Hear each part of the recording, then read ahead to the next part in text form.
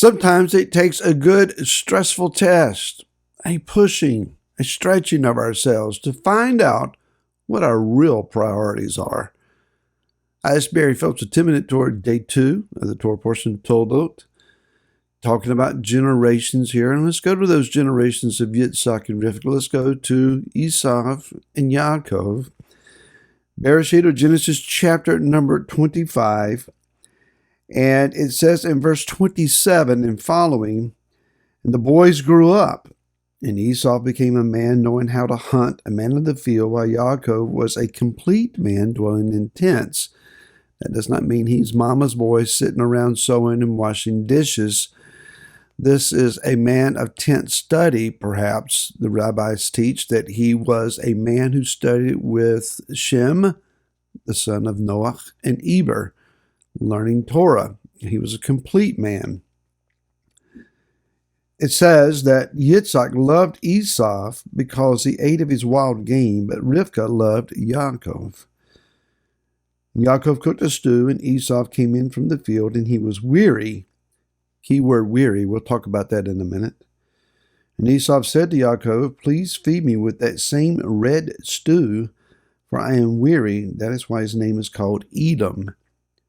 Jacob said, sell me your birthright today. And Esau said, look, I'm going to die. Why should I have a birthright?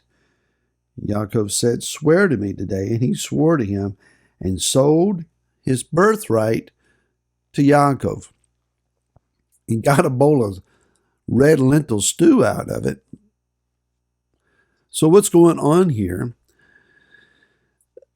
Red lentil stew, traditionally, and rabbinical understanding and Hebrew thought, is a mourner's dish, that is, someone has passed away. It could be that Abraham has passed away. He would have died when these boys were in their teens, perhaps. We're not told exactly how old the two men are, Jacob and Esau, but I think they would have been about 15 or 16, if my calculations are right, when Abraham died. If that is indeed the case, this could be a stew mourning the passing of Abraham. That would have put future generations and the inheritance of the covenant and its accompanying benefits and blessings and significance that Yaakov very much may have been well aware of. Esau, maybe not so much. His mind was on other things. It says here that he came in from the field and he was weary. Ayef is the word in Hebrew. Basically means that he was faint, he was exhausted, that he was parched, that he had come to a place maybe where he was dehydrated and feeling very weak. Any of us that have exerted ourselves without drinking the appropriate amount of fluids knows that feeling of exhaustion and overly taxed muscle, where it's like, I'm done. I am just wiped out. I remember, a few of those occasions. It is a little concerning. You do need to drink water. You do need to put the fluids back in your body.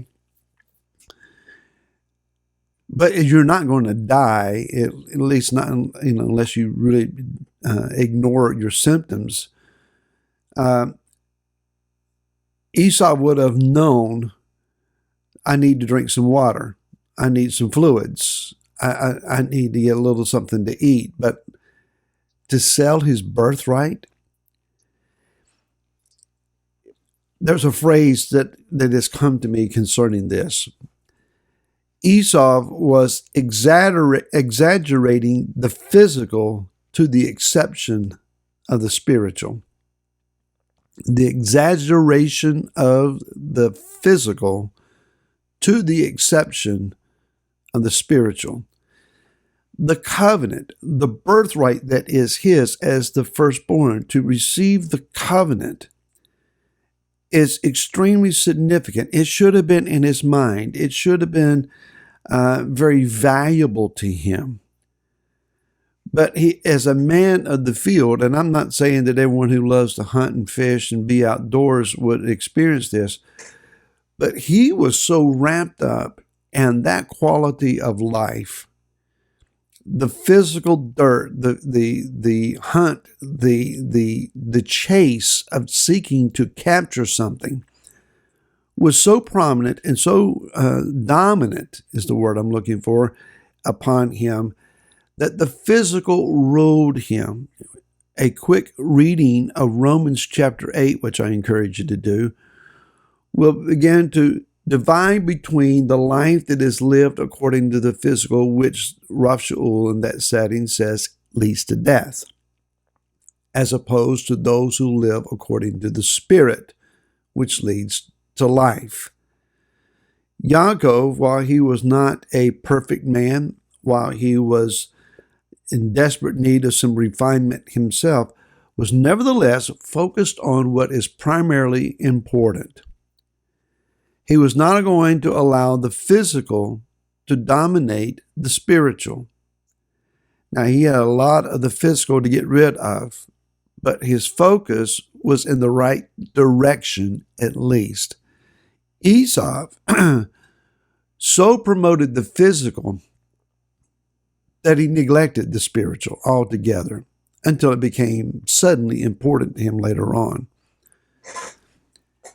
When life circumstances take a bad turn, when things are hard pressed upon us, when the struggle is significant and we're right in the middle of it, we can get so caught up in the details of what's happening to our body, to our physical relationships, to our natural life around us, that we lose sight of what is spiritually significant, that we lose our boundaries and we begin to act out emotionally, or we use words and conversations in an improper way, and we find ourselves digging a hole and falling into it.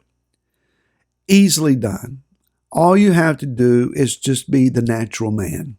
All you have to do is just yield to whatever the impulse is.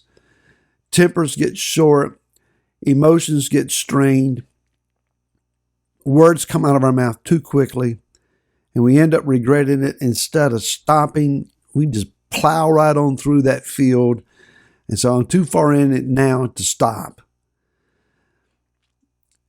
Maybe I'm the only one's ever done that kind of thing. It's a deep hole to dig ourselves out of, to try to figure out, how do I get out of this mess?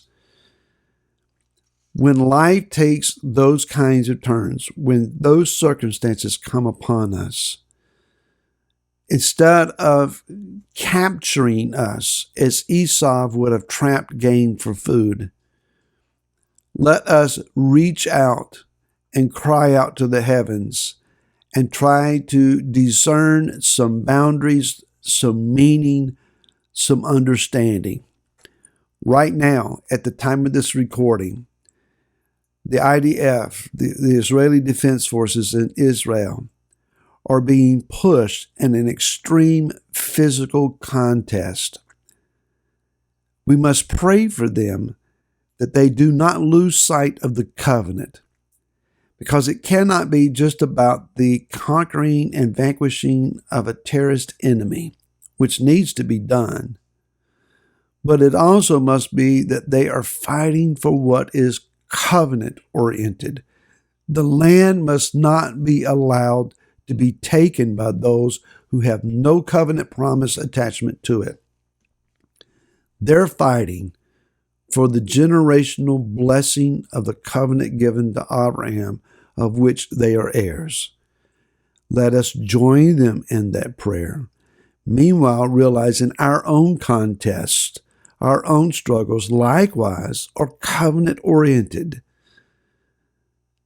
Nothing of this struggle that we're in is without significance or without purpose. Let's find it. May Yah strengthen you in that regard. And we'll see you again tomorrow. Until then, shalom.